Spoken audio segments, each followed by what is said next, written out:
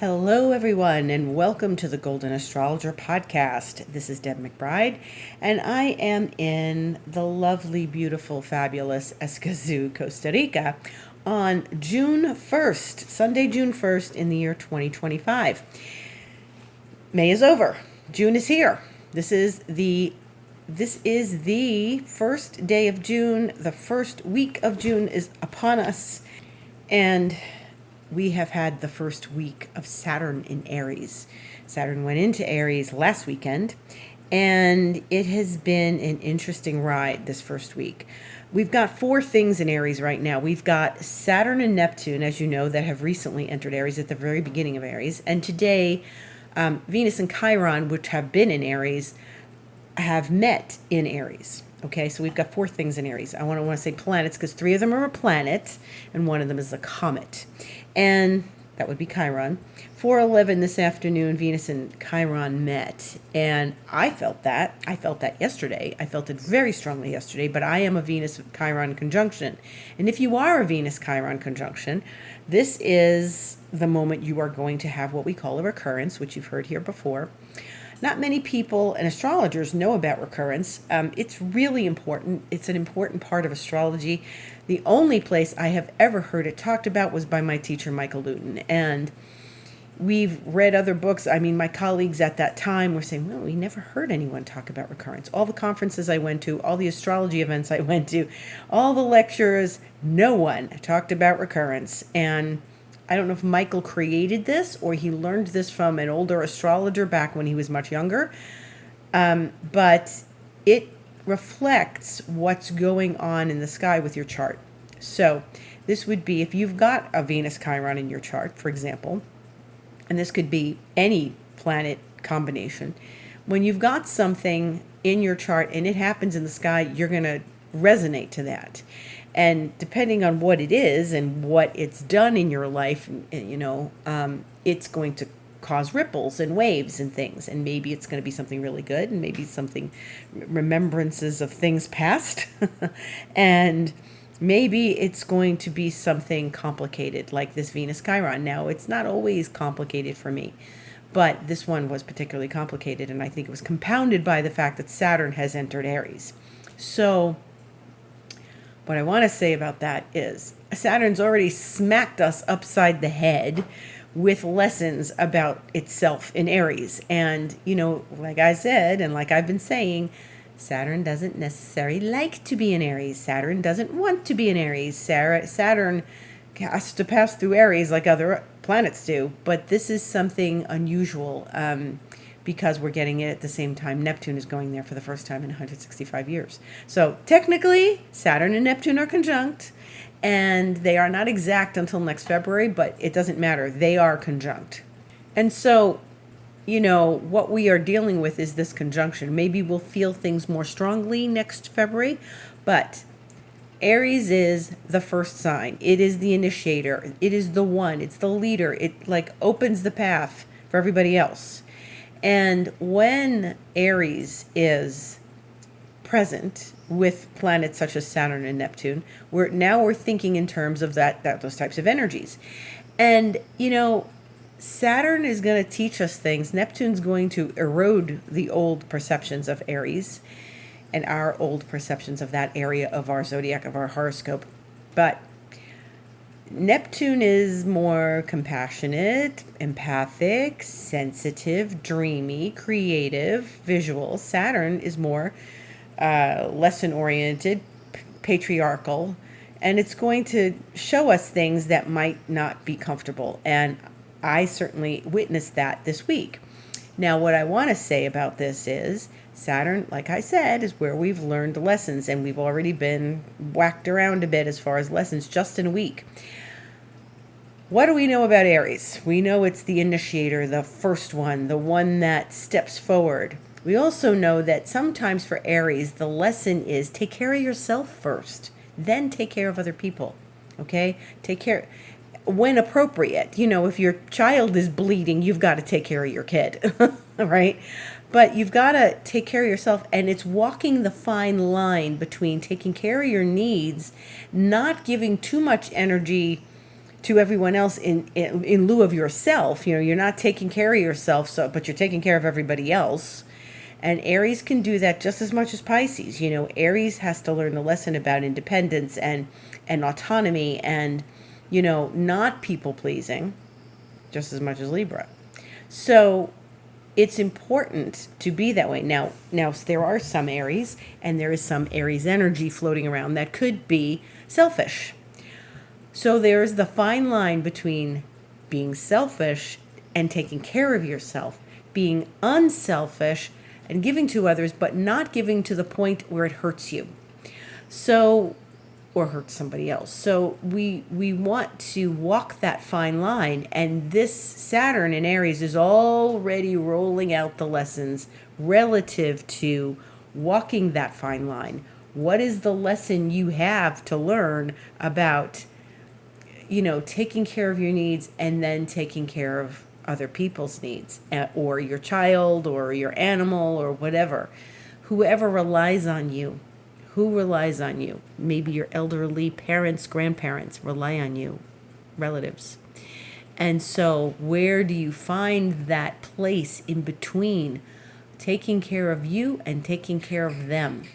And not being selfish, but being selfish enough, being self-oriented enough to know that you can't go starving to help someone. You've got to take care of your needs. It's like that point when you're about to take off on a flight and they say, see to your needs first and then to those of your children or whoever when you're going to put on the oxygen mask. If you need to put on the oxygen mask, hopefully no one needs to put on the oxygen mask, but they give you the instructions about that.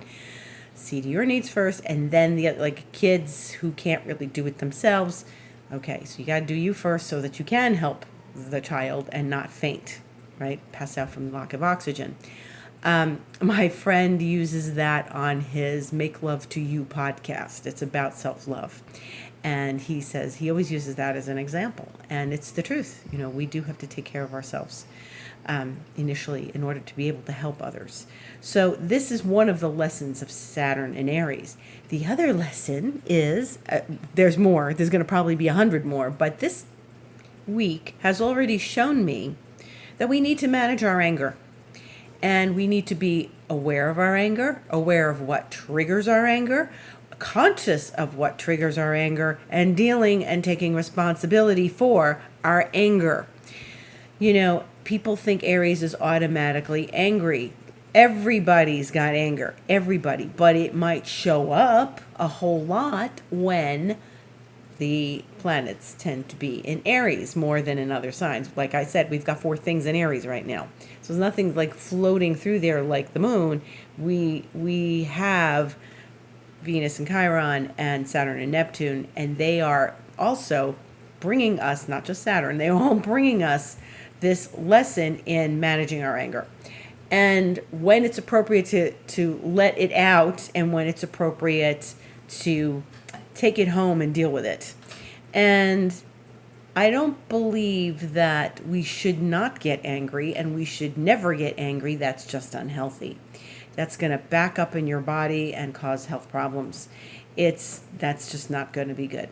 So you have to maintain a certain consciousness and awareness around your anger, and to not let it get the better of you. But because boy, oh boy, can anger just creep out of nowhere and blow up. And the impulsiveness of it is what is the problem. Like if you're like, okay, I'm good and angry right now, I'm going to take a step back and I'm going to go breathe, or I'm going to go for a walk. Or if it's like not a time to do those things, go breathe. It's time to breathe anywhere, anytime. We are always breathing. Go step into your bathroom, close the door, and breathe. Go get a glass of water. But when anger surfaces and it starts bubbling to in front of your face, you want to pay a good amount of attention to what's triggering this and why. And it just started to rain here. Finally, anger really is valuable, and there is a sacred anger, and there is dealing with the expression of it, which is very important. In mythology, there is the goddess Kali, Kali, or Kali Ma. And Kali is someone who is an angry goddess, but she expresses the anger. This is something that's really worth looking at. Now, if you're a man and you're not like looking at goddesses, then perhaps you need to go look into the mythology of maybe Zeus, because when he got angry, like he caused storms and things to happen. But these are good analogies and places to look. Mythology is always great to go back and look at what can be done and expressed in a healthy manner. And so I really find that these mythological tales really help us understand and cope with our emotions on a regular basis. Anger is nothing to be afraid of. It's important. It's telling us things. It's showing us what we need to address, because our emotions cannot be ignored. And we need to be very aware that the anger's got a story for us. Where did you first feel this? Why are you feeling this? Who's making you angry? Because they've infringed upon your boundaries somewhere. Saturn's also about boundaries. So Saturn, being in Aries, is going to say, okay, my anger needs to have a boundary. I can get mad to a point, and then I've got to go solve this, cope with it on my own. Very important to be aware of. Very important. And, having Saturn there is going to teach us some things about our anger. I highly recommend a book by Syma Kharal, Syma Kharal, Kharal. She wrote a book called Goddess Reclaimed, and there's a whole chapter devoted to Kali and how a healthy expression of Kali and working with Kali can help you get hold of your anger and work with it and express it in a way that is constructive. She does other goddesses in that book as well, and I have found Syma's work to be very relevant. I followed her for a long time. I have. She's got a website, flourishinggoddess.com. And she gives a lot of, she is like goddess work. That's what she does.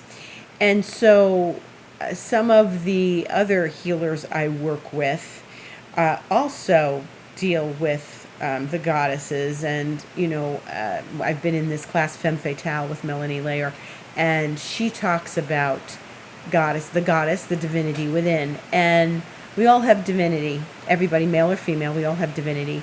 But mostly it's, this is a class for women. So we're talking about the divinity within as goddess and going and meeting our goddess.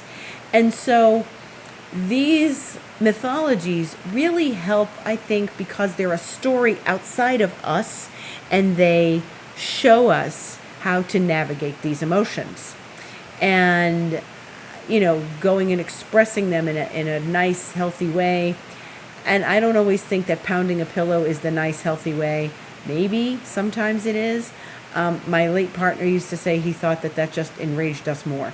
And he was a therapist. So he didn't always think that was the best way to solve it. Sometimes you have to do that. But as a solution, I can't say that I have found that works either. I think you have to get to the root of what it is. Maybe in the beginnings you can pound your pillow and scream. But, that's not bad. It's just, if it doesn't work for you, if you're still angry after that, then you want to get deeper into where it's coming from and what's triggering it and what's triggering it regularly. Like regularly I get triggered because XYZ. So you can manage it better. You can navigate it better. You can work with healing things better. And by the way, another thought occurred to me. I was thinking about healers, and I referred my shaman to someone, a few people. I always refer him, but he's really good. He's a great healer, but he's a shaman, and he does very powerful work. He's not somebody you go to every week, but he's someone that you go to when you've got a specific situation, especially things otherworldly going on, and energetically you need a good cleanup. When I think about him, I think, you go over to him, he solves a problem, he gets things moving, and you go on. When I think about someone you go to healing regularly, and you regularly do a few sessions with them, they're working with you. Like when I went to my regression therapist, and my late partner, well, he was a regression therapist. You go to them for a certain amount of time. Not necessarily a therapist is going to do that, but a healer. You should go to a healer if you need some things healed and stuff. My point is, healing takes time, okay? My shaman does like a one-off cleanup, get rid of the entities, the things, the energetics that are stopping you, those kinds of things. But a healer, it's funny. People think, can I go once and be like healed? No, no, you're not going to go once and be healed. When I do emotional clearings and emotional stuff for people and Reiki and things, what I do is, I do one session, but it's advisable to keep going. If you are coming to someone, coming to me, or going to someone for healing, not therapy, going to a therapist, healing takes time. Therapy takes a long time, but I always think it's better to go to a healer because it's accelerated. And there should be techniques and tools and methods that help work out the energy. These things take time, go a few times, go to a healer a bunch of times. You can't go once or twice and think it's all finished. There's things, sometimes you can go a couple of times and it gets worked out. And, I saw somebody for a session, I'll go back in a month or something like that. But, you are not going to be healed of decades of stuff from one healing session. But you might be after. Like when I went to regression therapy 33 years ago, I went every week for 2 hours for 6 months. And then after that, I went, every 2 weeks, and then eventually every month. And then eventually, my therapist moved away, so I couldn't continue to go. But it was very helpful, and you get it. When you're in the mode of healing, you are going every week to connect with that healing space, and you're getting healed. Okay. Healing, I think, like I said, is faster and more accelerated than going to therapy. Therapy, especially if you're just talking, I don't know how much surfaces in that process. Sometimes you just need to talk. That's definitely helpful. But in any case, so I was thinking about that, and healing in the fact that Venus Chiron is when we want to see ourselves getting some healing. And if you experience some things during this Venus Chiron, you may recognize where you need a little more healing to be done, rather than, spot healing, healing once and then 2 years later healing again. But what's interesting is, I think Saturn stepping into Aries this week has brought up the things that Venus and Chiron are asking us to heal, and the wounds that we have, and why the wounds need our attention right now.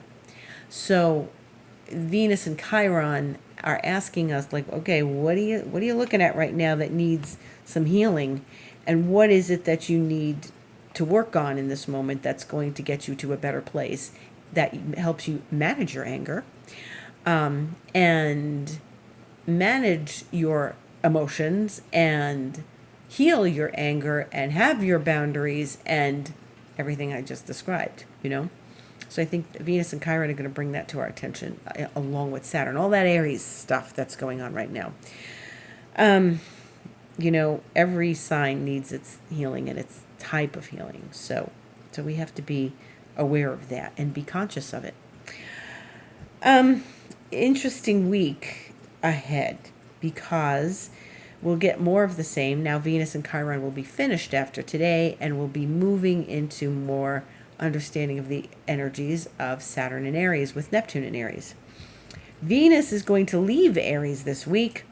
On Thursday the 5th, she's going to move into Taurus at 9:43 p.m. Pacific time. She's really moving in 12:43 a.m. Friday the 6th Eastern time. And of course, if you're in other regions of the world, such as Europe or Australia, you are going to get Venus moving into Taurus on Friday the 6th. So yes, that's a strong shift because she is moving into one of her favorite signs. She loves Taurus. Taurus is beautiful for Venus. It is the earth mother goddess, earthy nature fertility qualities of Venus. But the day that she moves into Taurus, the moon moves into Scorpio. So the other goddess, the lunar goddess, is moving into Scorpio at 10:23 p.m. Friday the 6th. And of course, that's opposite Venus in Taurus. And moon doesn't like to be in Scorpio, but it has to do it once a month. And so it's going to oppose Venus a few hours later. Actually, it will oppose Venus at 12:22 a.m. Saturday the 7th Eastern Time. And so all of this fertility goddess energy is going to be questioned by the moon. So the goddesses are going to be in a little bit of a duel in that time. And very interestingly, she's going to have a conversation in an opposition as they both enter new signs. So Venus is in her annual visit to her own sign, and this is great for doing creative things, being in nature, really being in nature, and standing on the earth, getting grounded. If you can do that barefoot, that's a really good thing. That's very helpful. And getting grounded really helps you actually get connected to your emotions and have a place for them to go. The electricity of the earth under your feet feels really great. If you can do that, it's going to help you sort of diffuse a lot of this anger we're dealing with and these new angers we might be feeling. Like suddenly Saturn and Neptune are making you aware that, yes, I have anger too, and I'm not exempt. So this whole experience of Venus moving into Taurus is going to help us process our emotions better. She's very grounded there, very helpful there. But she's also no longer in Aries, a sign she doesn't really like. And so as she moves into this place of, fertility and one of her homes, she is going to really help us get very connected to our earthy qualities and our earthy desires and our earthy values and stuff. And that's important because it can't be all heady. We got a lot in air right now. A lot. Okay. There's Pluto in air, the Sun and Mercury in air. We've got Jupiter still in air. And then we've got like things in fire. So everything in the sky, except for Uranus in Taurus, which is like a joke. Uranus in Taurus. It's in Taurus, but and as I've been saying, we've been moving out of water and earth, and we're moving into fire and air. And sometimes we need a little earth to just get us back down to the grounding of our energies. Electricity needs grounding. It can't work without being grounded. So that connection to planet Earth and Mother Earth is going to be very valuable as Venus goes into Taurus later in the week. And it's going to help us process all of this stuff, this energy that's flying around so quickly. Everything is just going so quickly. The moon is in Leo right now with Mars. It's been dancing with Mars. And, if you are dealing with those anger energies, you can bet that the moon on Mars really had a hand in some of that as well. So yeah, and it's very important to maintain some level of peace as we get through navigating all these wild emotions that could come up while things are in fire and air. And again, think before you speak, think before you act. It's important to do that. It's important to do that. Now, some very interesting stuff is happening a week from now as we move through the first week of June.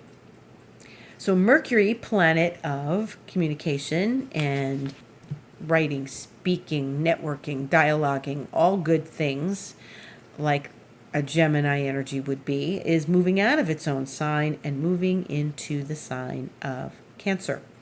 And that's 6:58 p.m. Sunday the 8th. So that's the next time we will be together on this podcast. Now, what's so interesting is last week on my podcast, I said Mercury's moving into Gemini. And here we are a week later. I'm saying, by the way, next week, Mercury's moving into Cancer. Mercury's going to spend 2 weeks in its own sign, flying through its own sign, and then going into the sign of Cancer.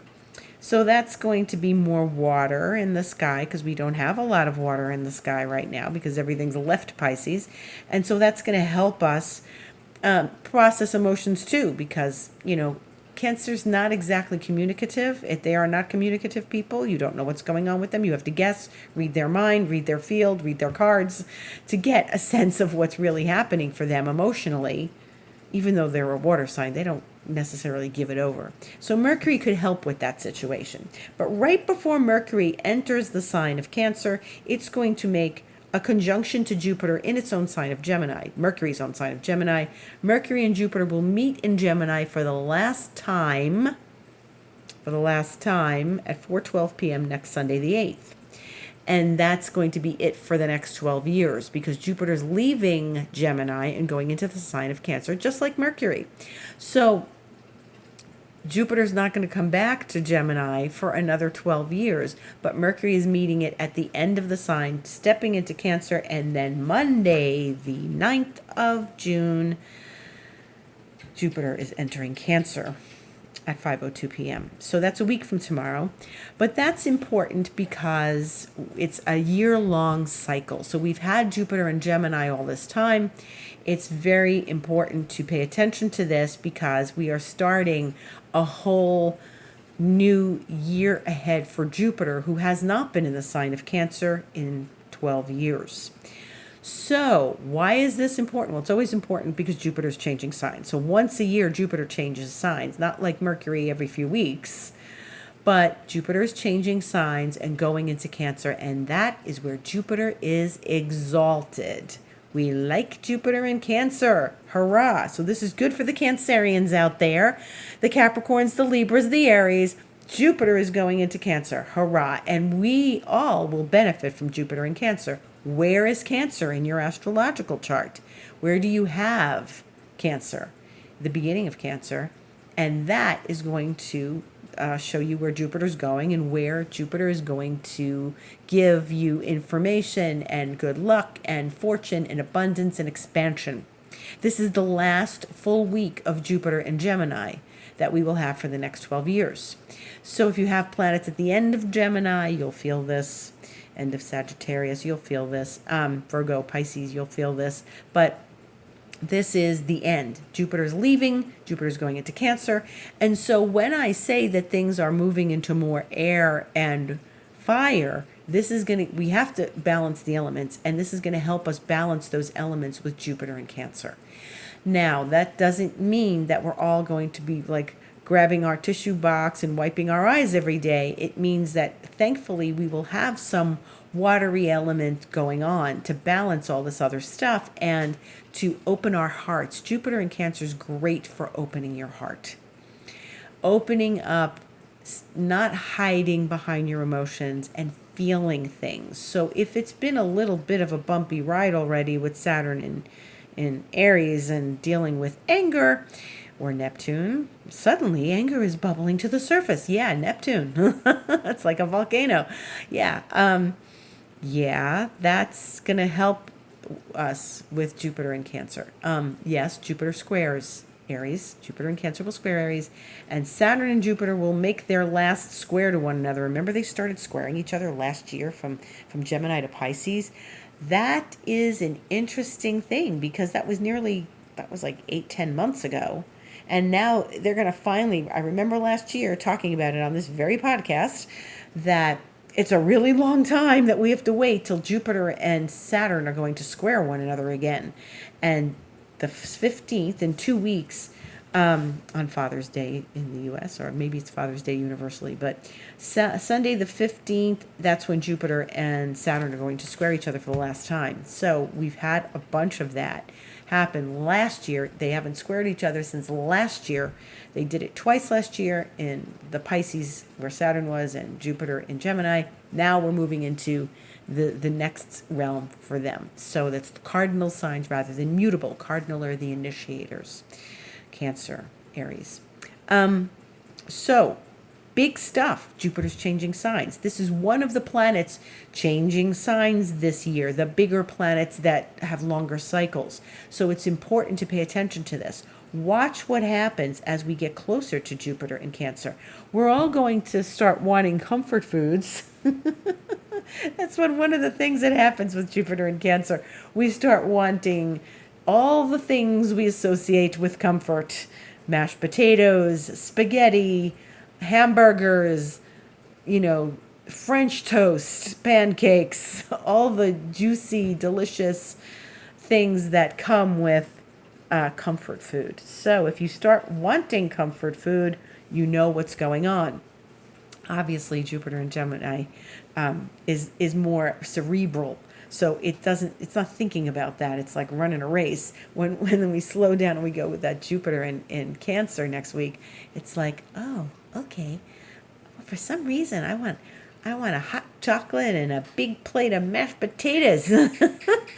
And what is obviously the thing to do in cases like that? Yes, you can indulge some of it, but you also want to look at why you want comfort food. Why do you need comfort? What is it that's giving you the desire for comfort? Now, if it means just putting on your cozy sweater and your slippers and curling up by a fire, well, that's fine. That's good. That's a nice, cozy thing to have happen when Jupiter's in Cancer. We do look for comfort when planets go into Cancer, especially things like Jupiter. We do look for that comfort zone. And that does not mean staying comfortable, too comfortable that we don't move.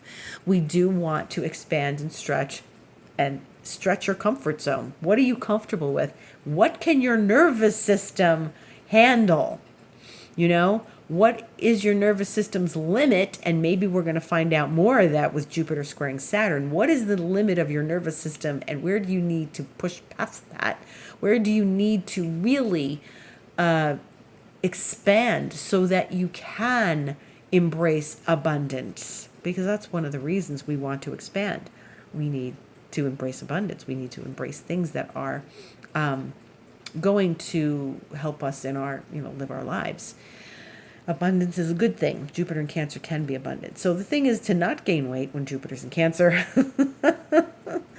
Connect with your family, connect with who you believe is family. I'm going to experience Jupiter in Cancer for the first time since I've moved here to Costa Rica. So home is a different experience for me than it was the last time Jupiter was in Cancer. So that's very interesting. Home and family are very different for me now. So I encourage you to sort of embrace what you feel is home and what you feel is family and what you feel is a sense of comfort for you as we approach Jupiter in Cancer. Because when I come back here on this podcast next Sunday, it's going to be practically upon us.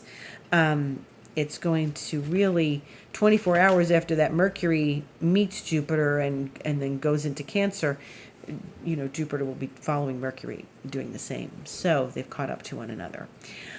If you are interested in seeing my shaman, I highly recommend him. He is not available on the internet. He is only available through referrals like myself. He only works on WhatsApp. His name is Bear Claw. I've mentioned him before on this podcast. He's a profound healer. But he, like I said, is really good for processing some very unusual situations, like pulling entities out of your field and also legal stuff, things where you're stuck. I've had friends work with him to get out of places where they keep getting attacked legally by people unfairly, and he goes in and solves that. And I have never known anyone to solve that the way he does. So you can always write to me, deb@debmcbride.com, info@thegoldenastrologer.com, if you need some support, and I can sort of turn you in his direction if we feel that's really the right thing and necessary.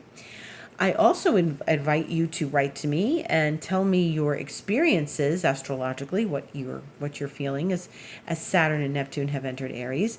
And also you can connect with me for a session, thegoldenastrologer.com, and click book online, and you can set up a session with me as far as a reading astrologically or Reiki session or anything that could potentially support you in this journey now that things are shifting in a major way in the heavens. It's important to look at these things and where they're going in your astrological chart, because things are going to be changing for each and every one of us. And it's profound, profound, profound work to do right now. So I highly recommend it and advise it, to get your chart done if you haven't gotten it done, if you haven't had it done in a while, and find your way through these astrological changes that we're all experiencing. And if you're interested in expansion mentoring, that's a longer term with me, longer term, 3 months, 6 months, 12 months, so that we can work together and I can help you process things more deeply and go through the energetic changes you need to bring you to the next level of becoming. And I've had a lot of conversations about becoming this week, because I was in a master class about those themes, and how becoming is something that we're manifesting our own becoming rather than manifesting a thing, because it's what we want to evolve to. And I can help you do that with my expansion mentoring. Have a beautiful week ahead. Gratitude to each and every one of you for listening. Thank you so much. I love speaking to you every week. Join me on Instagram, The Golden Astrologer, and I will also see you or be with you on this next podcast next week, Sunday the 8th. Have a beautiful week ahead. Gratitude to one and all.